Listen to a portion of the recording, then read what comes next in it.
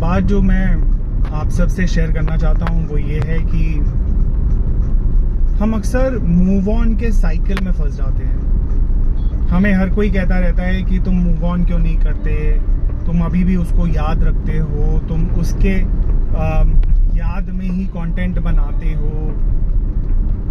देखिए, अगर कोई इंसान हमारी जिंदगी में आता है तो वो हमारी जिंदगी का एक हिस्सा बन जाता है, और जब वो जाता है तो वो हिस्सा भी अपने साथ ही लेकर चला जाता है। टू बी वेरी फ्रैंक, एक वॉइड क्रिएट हो जाता है।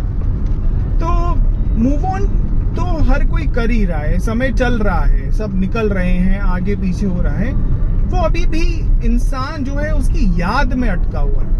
अगर वो उसके बारे में कंटेंट बना रहा है या उससे रिलेटेड कंटेंट बना रहा है, अगर वो अपनी बात शेयर कर रहा है,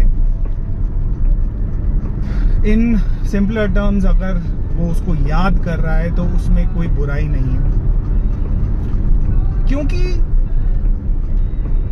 एक बहुत बड़ा चंक उसकी जीवन का जो है वो वही लड़की या वही लड़का था। उसका जीवन उसके आसपास इर्द गिर्द घूम रहा था। अब उसके ना होने से जो वो वॉइड है उसको किसी तरीके से तो फिल करेगा।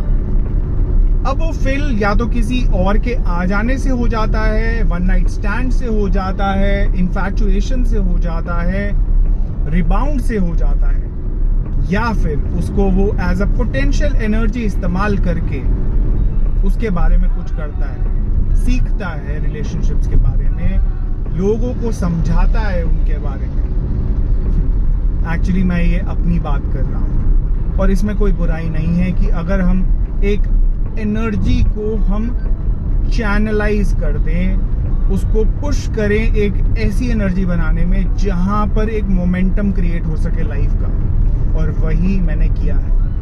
ये जवाब उन सारे लोगों के लिए है जो मुझे अभी भी कहते हैं कि you have not moved on. Yes, I have not, time has, and I am using this energy